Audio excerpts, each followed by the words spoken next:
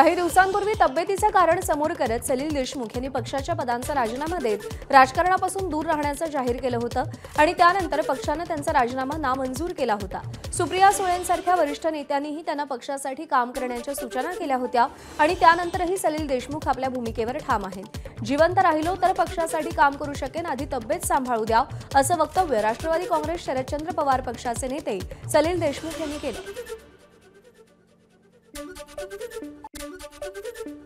सलील देशमुख आपल्या सोबत आहेत। सलीलजी, तुम्ही सिक लीव्हवर गेले असं सांगत होते, ती सिक लीव्ह संपली आणि पुन्हा पक्षाच्या कामावर तुम्ही परतले? नाही, मी सिक लीव्हवर आताही आहे आणि जसं मी आपल्याला सांगितलं होतं, पहिले आपली तब्येत दुरुस्त करील आणि मग आपलं सिक लीव्ह म्हणा किंवा इंग्लिशमध्ये सबॅटिकल म्हणा किंवा अजून काही दुसरा शब्द भेटू शकेल याचा मला अधिकार आहे आणि त्यासाठी मी आपल्याला त्या पद्धतीने सांगितलं होतं की मी काही दिवस जे आहे हे सक्रिय किंवा अग्रेसर त्या ठिकाणी राष्ट्रवादी काँग्रेस पक्षामध्ये राहू शकणार नाही, म्हणून त्या ठिकाणी मी राजीनामा दिला होता। पक्षाने आपला राजीनामा नामंजूर केला, अस्वीकार केला। सुप्रियाताई सारख्या वरिष्ठ नेत्यांनी पण तुम्हाला सांगितलं की तुम्ही पक्षामध्ये राहिलं पाहिजे, त्यानंतर काय भूमिका? नाही, सुप्रियाताईंनी आम्हाला सांगितलं पक्षामध्ये तुम्ही राहिलं पाहिजे, त्याच्या पहिले मी जिवंत राहायला पाहिजे पण त्या जिवंत राहण्यासाठी मला माझी तब्येत चांगली होणं हे त्या ठिकाणी गरजेचं आहे। सगळ्यांनी म्हणलं की पहिले आपली तब्येत चांगली करून घ्या आणि जेवढं तब्येत चांगल्या झाल्यानंतर आपल्याला करता आलं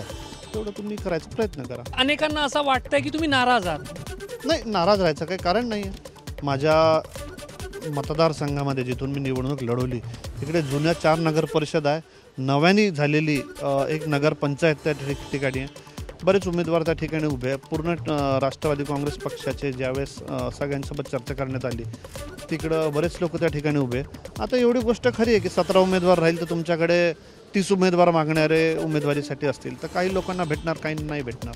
शेकापची जी दावेदारी आता सध्या काटोलमध्ये नगराध्यक्षपदासंदर्भात आहे त्याच्याबद्दल सूचक वक्तव्य ते करतायत आणि ते सूचक वक्तव्य जे आहेत ते राजकारणामध्ये अत्यंत महत्त्वाचे, नक्कीच येणाऱ्या काही दिवसांमध्ये त्याचे परिणाम दिसून येतील। कॅमेरामॅन अतुल हिरडेसह रजत वशिष्ठ, एबीपी माझा, नागपूर। एबीपी माझा, उघडा डोळे बघा नीट।